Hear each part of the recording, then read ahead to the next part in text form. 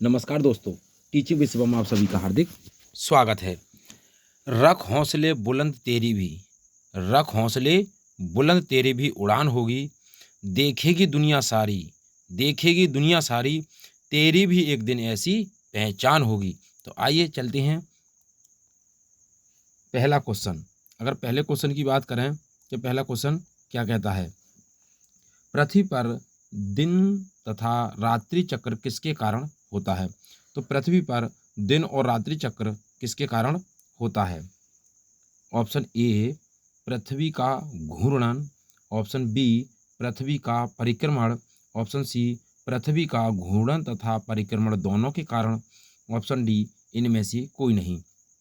तो पृथ्वी पर जो दिन और रात किसके कारण होती हैं, तो बताएं इस क्वेश्चन का करेक्ट आंसर क्या है। तो इस क्वेश्चन की बात करें, पृथ्वी के घूर्णन के कारण, पृथ्वी के घूर्णन के कारण दिन और रात होते हैं।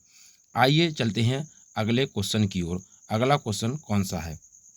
अगले क्वेश्चन की बात करें तो पृथ्वी पर क्वेश्चन नंबर 2, पृथ्वी अपनी धुरी के चारों तरफ किस दिशा में घूमती है। तो पृथ्वी अपनी धुरी के चारों तरफ किस दिशा में घूमती है। बताएं इस क्वेश्चन का करेक्ट आंसर क्या है। ऑप्शन ए पूरब से पश्चिम की ओर, ऑप्शन बी पश्चिम से पूरब की ओर, ऑप्शन सी उत्तर से दक्षिण की ओर, ऑप्शन डी दक्षिण से पूरब की ओर। तो पृथ्वी अपनी धुरी के चारों तरफ किस दिशा में घूमती है। तो पश्चिम से पूरब की ओर, ऑप्शन बी करेक्ट आंसर हो जाएगा। पश्चिम से पूरब की ओर घूमती है पृथ्वी अपनी धुरी के चारों तरफ। आइए चलते हैं अगले क्वेश्चन की ओर। अगला क्वेश्चन जो हमारा है वो कल हमने आपसे इस प्रश्न के बारे में चर्चा की थी कि बताएं कमेंट बॉक्स में इसका आंसर क्या है। एक बच्चे की वृद्धि और विकास के अध्ययन की सर्वाधिक अच्छी विधि कौन सी है।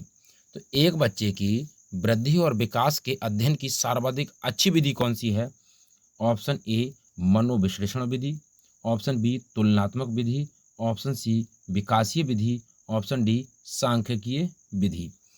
तो इस क्वेश्चन के आंसर बताने से पहले नीरज जी ने इस क्वेश्चन का जो आंसर बताया था वो तुलनात्मक विधि बताया था। तो तुलनात्मक विधि इस क्वेश्चन का आंसर नहीं है। नीरज जी आपके लिए मेहनत करने की आवश्यकता है। दीक्षा जी ने इस क्वेश्चन का आंसर ऑप्शन सी बताया था, विकासीय विधि। स्कूल टीचर जी ने बताया था इस क्वेश्चन का आंसर ऑप्शन सी विकासीय विधि। दिव्या जी ने इस क्वेश्चन का आंसर बताया था विकासीय विधि। तो हम इस क्वेश्चन की बात करें तो इस क्वेश्चन का करेक्ट आंसर है विकासीय विधि, विकासीय विधि। आइए चलते हैं अगले क्वेश्चन की ओर। अगला क्वेश्चन कौन सा है। अगले क्वेश्चन की बात करें, क्वेश्चन नंबर 3, अपने अक्ष पर पृथ्वी एक चक्कर कितने समय में पूरा करती है। तो अपने अक्ष पर पृथ्वी एक चक्कर कितने समय में पूरा करती है। ऑप्शन ए 23 घंटे 30 मिनट, ऑप्शन बी 23 घंटे 56 मिनट 4.9 सेकेंड, ऑप्शन सी 23 घंटे 10 मिनट 2 सेकेंड, ऑप्शन डी 24 घंटे। तो इस क्वेश्चन का आंसर आप कमेंट बॉक्स में बताएं, अगली वीडियो में हम आपसे चर्चा करेंगे। आइए चलते हैं अगले क्वेश्चन की ओर। अगला क्वेश्चन कौन सा है। अगले क्वेश्चन की बात करें, क्वेश्चन नंबर 4, पृथ्वी को सूर्य की परिक्रमा करने में लगते हैं लगभग। तो पृथ्वी को सूर्य की परिक्रमा करने में लगते हैं लगभग कितने दिन। ऑप्शन ए 365.25 दिन, ऑप्शन बी 365 दिन, ऑप्शन सी 365.50 दिन, ऑप्शन डी 365.75 दिन। तो बताइए इस क्वेश्चन का आंसर क्या है, कमेंट बॉक्स में बताएं। तो पृथ्वी को सूर्य की परिक्रमा करने में जो समय लगता है वो 365.25 दिन लगते हैं। तो ऑप्शन ए करेक्ट आंसर हो जाएगा इस क्वेश्चन का। वैसे 365 दिन लगते हैं, लेकिन ऑब्जेक्ट एक्यूरेट पूछे तो 365.25 दिन लगते हैं। आइए चलते हैं अगले क्वेश्चन की ओर। अगला क्वेश्चन कौन सा है। क्वेश्चन नंबर 5, पृथ्वी की परिक्रमण धुरी सदा झुकी होती है।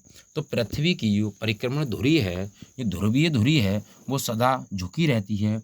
ऑप्शन ए दीर्घवृत्तीय धुरी से 23.1 डिग्री पर, ऑप्शन बी दीर्घवृत्तीय धुरी से 23.0 डिग्री पर, ऑप्शन सी दीर्घवृत्तीय धुरी से 24.5 डिग्री पर, ऑप्शन डी दीर्घवृत्तीय धुरी से 23.5 डिग्री पर।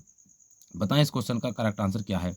तो पृथ्वी की जो परिक्रमण धुरी है वो 23 पॉइंट यानी कि 23.5 डिग्री पर दीर्घवृत्तीय धुरी पर झुकी हुई है। तो ऑप्शन डी इस प्रश्न का करेक्ट आंसर हो जाएगा। आइए चलते हैं अगले क्वेश्चन की ओर। अगला क्वेश्चन कौन सा है? क्वेश्चन नंबर 7, परिक्रमण करती हुई पृथ्वी या एक ग्रह की अपने अक्ष में सबसे अधिकतम दूरी को क्या कहते हैं?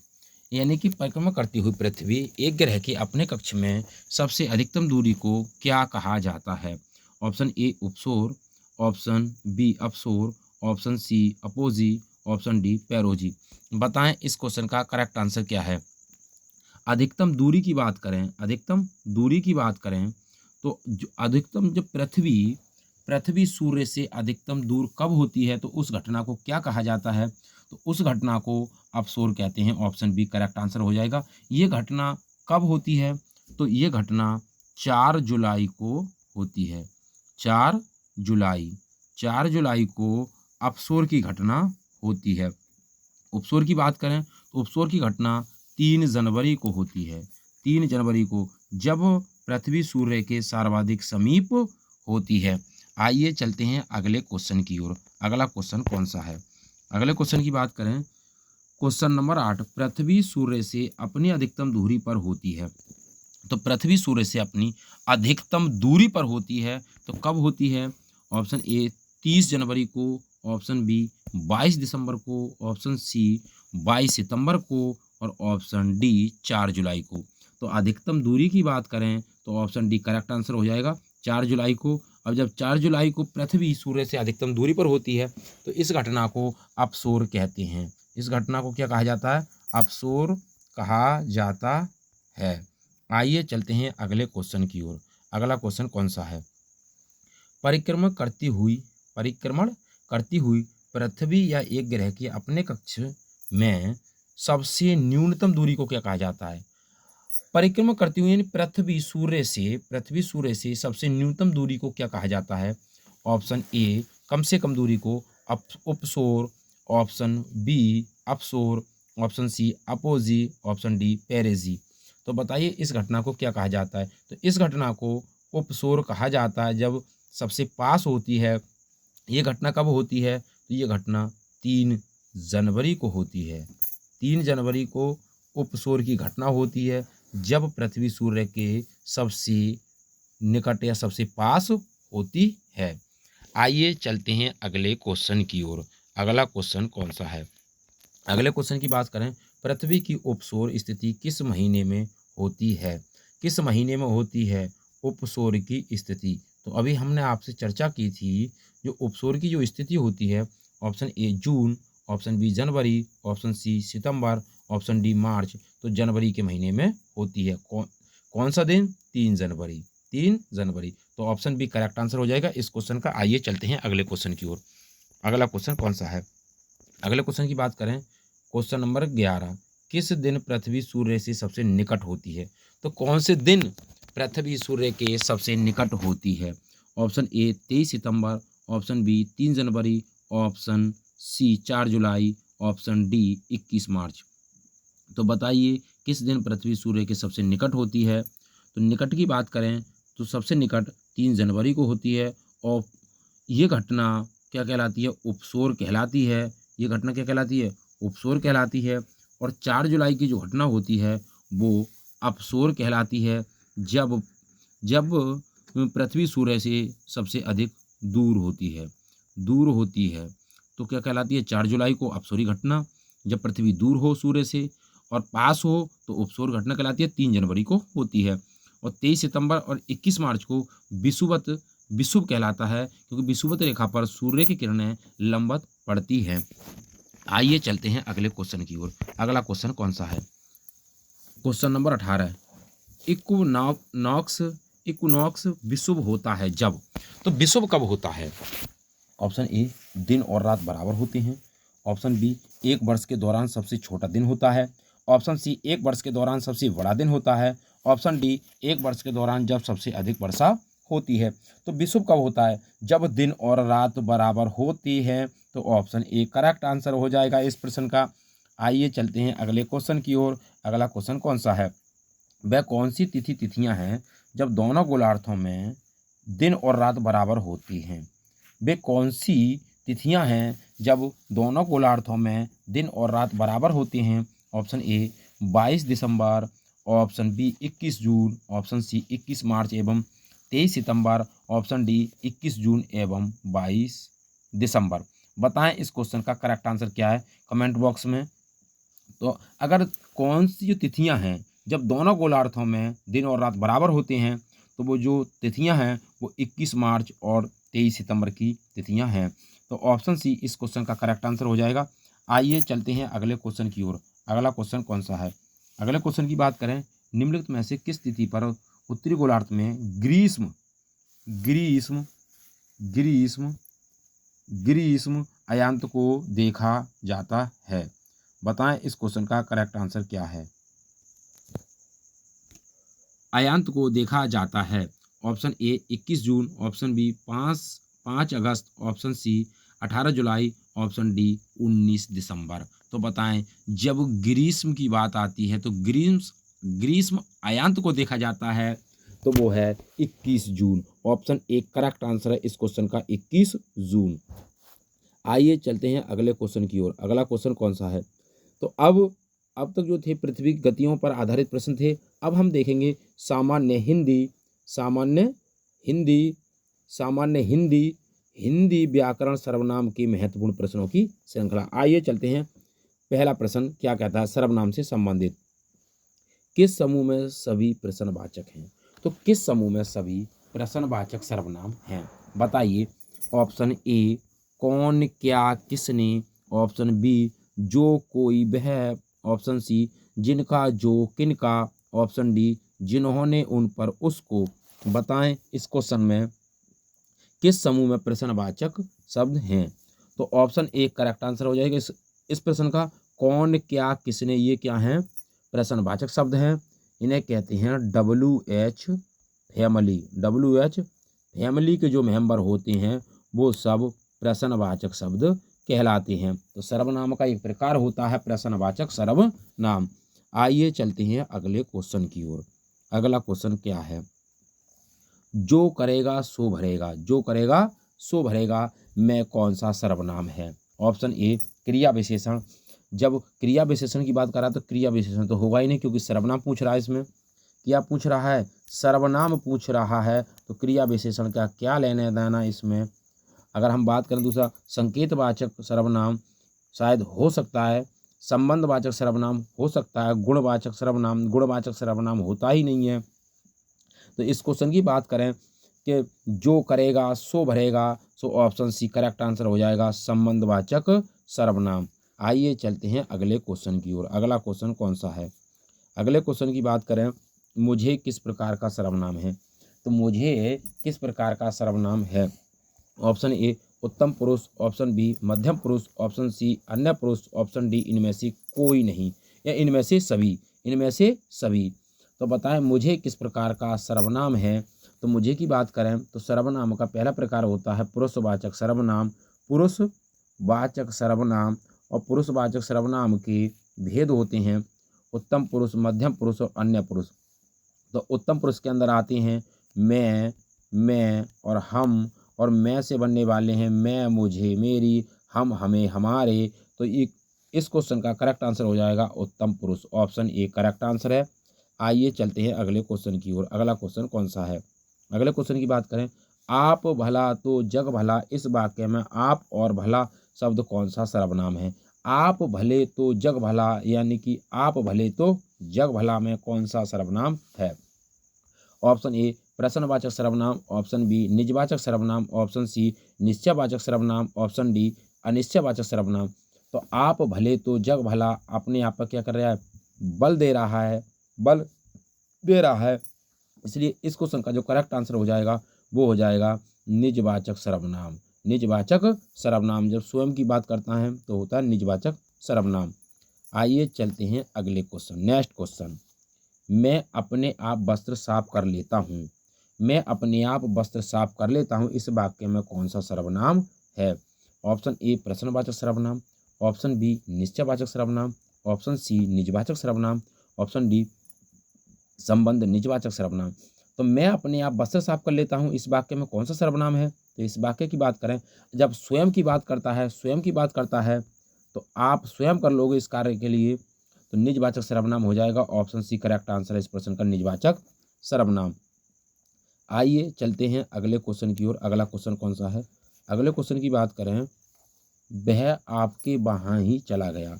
वह आपके वहाँ ही चला गया, इस वाक्य में कौन सा सर्वनाम है? बताएं इस वाक्य में कौन सा सर्वनाम है? कमेंट बॉक्स में आंसर दें इस क्वेश्चन का। ऑप्शन ए पुरुषवाचक सर्वनाम, ऑप्शन बी निजवाचक सर्वनाम, ऑप्शन सी निश्चयवाचक सर्वनाम, ऑप्शन डी संबंध निजवाचक सर्वनाम। तो इस वाक्य में वह आपके वहाँ ही चला गया, तो बल दे रहा है, स्वयं की बात कर रहा है। ऑप्शन बी करेक्ट आंसर हो जाएगा, निजवाचक सर्वनाम। आइए चलते हैं अगले क्वेश्चन की ओर। अगला क्वेश्चन कौन सा है? अगले क्वेश्चन की बात करें, हिंदी में कुल कितने सर्वनाम हैं? हिंदी में कुल कितने सर्वनाम हैं? बताएं। Option A 5, option B 9, option C 11, option D 12। कुल कितने सर्वनाम शब्द हैं बताइए हिंदी के अंदर? किसके द्वारा?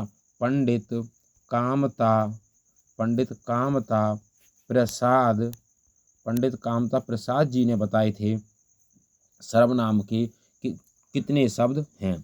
तो ऑप्शन सी करेक्ट आंसर हो जाएगा, 11 शब्द हैं सर्वनाम के। यदि आप इसका कॉन्सेप्ट क्लियर करना चाहते हैं तो हमारी वीडियो है सर्वनाम पर, तो आप उस वीडियो को देखें, आपका कॉन्सेप्ट क्लियर हो जाएगा। सर्वनाम को जिंदगी में नहीं भूल पाओगे। आइए चलते हैं अगले क्वेश्चन की ओर। अगला क्वेश्चन कौन सा है? अगले क्वेश्चन की बात करें, अगला क्वेश्चन है सर्वनाम के कुल कितने भेद होते हैं? तो सर्वनाम के कुल कितने भेद होते हैं? Option A 4, option B 6, option C 7, option D 9। तो सर्वनाम के भेदों की बात करें तो सर्वनाम के कुल भेद 6 होते हैं। ऑप्शन बी करेक्ट आंसर हो जाएगा इस क्वेश्चन का। आइए चलते हैं अगले क्वेश्चन की ओर। अगला क्वेश्चन कौन सा है? नेक्स्ट क्वेश्चन, निम्नलिखित में से कौन सा शब्द सर्वनाम है? तो निम्नलिखित में से कौन सा शब्द सर्वनाम है? ऑप्शन ए नींद, ऑप्शन बी रोग, ऑप्शन सी सफाई, ऑप्शन डी कौन। तो कौन सा शब्द सर्वनाम है? तो ऑप्शन डी करेक्ट आंसर हो जाएगा कौन। और कौन कौन सा सर्वनाम है? तो ये प्रश्नवाचक, प्रश्नवाचक, प्रश्नवाचक सर्वनाम है कौन। आइए चलते हैं अगले क्वेश्चन की ओर। अगला क्वेश्चन क्या है? अगले क्वेश्चन की बात करें, कोई आ रहा है, इस वाक्य में कोई कौन सा सर्वनाम है? तो कोई आ रहा है, पता नहीं कौन आ रहा है। ऑप्शन ए अनिश्चयवाचक सर्वनाम, ऑप्शन बी निश्चयवाचक सर्वनाम, ऑप्शन सी संबंधवाचक सर्वनाम, ऑप्शन डी निजवाचक सर्वनाम। अब कोई कुछ आ रहा है, पता नहीं कौन आ रहा है, तो अनिश्चयवाचक सर्वनाम हो जाएगा। ऑप्शन ए करेक्ट आंसर है इस प्रश्न का। आइए चलते हैं अगले क्वेश्चन की ओर। अगला क्वेश्चन क्या है? निम्नलिखित जोड़ों में से उत्तम पुरुष वाले जोड़ों की पहचान करिए। तो निम्नलिखित जोड़े हैं, इनमें से उत्तम पुरुष के अंदर कौन कौन से आते हैं? तो अभी हमने पीछे बताया था कि उत्तम पुरुष के अंदर कौन कौन से आते हैं। ऑप्शन ए मैं हम, ऑप्शन बी तू तुम, ऑप्शन सी वह से, ऑप्शन डी इनमें, इसमें और इन्होंने। तो अभी हमने बताया था उत्तम पुरुष के अंदर जो पुरुषवाचक सर्वनाम का जो भेद होती हैं, उत्तम पुरुष, मध्यम पुरुष और अन्य पुरुष। तो उत्तम पुरुष के अंदर कौन कौन आती हैं? तो मैं और हम आते हैं। तो ऑप्शन ए करेक्ट आंसर हो जाएगा इस क्वेश्चन का।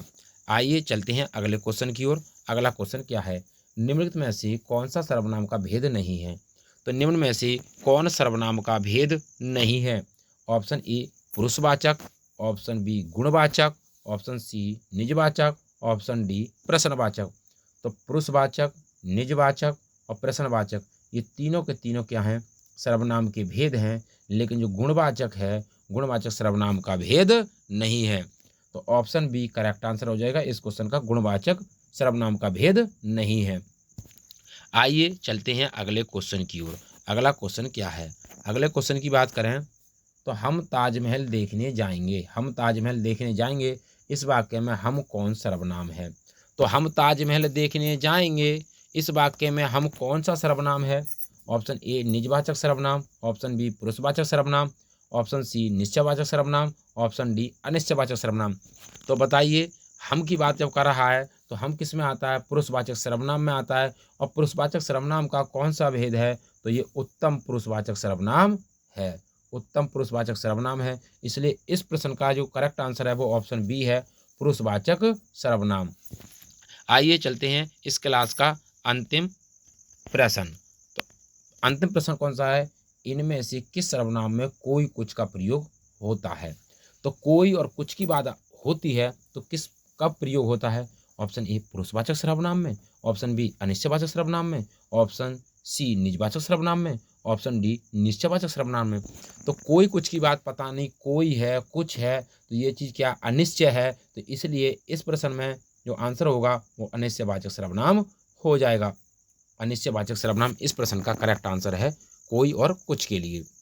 तो उम्मीद करता हूं दोस्तों हिंदी विषय में जो सर्वनाम और पृथ्वी की गतियां भूगोल से संबंधित जो प्रश्न थे, 30 प्रश्नों की महत्वपूर्ण प्रश्नों की जो श्रृंखला थी, आपको पसंद आई होगी। यदि पसंद आई हो तो एक व्यक्ति को शेयर करें, प्रत्येक एक व्यक्ति को शेयर करें और लाइक करें, और कमेंट बॉक्स में वीडियो से संबंधित अपना सुझाव अवश्य दें।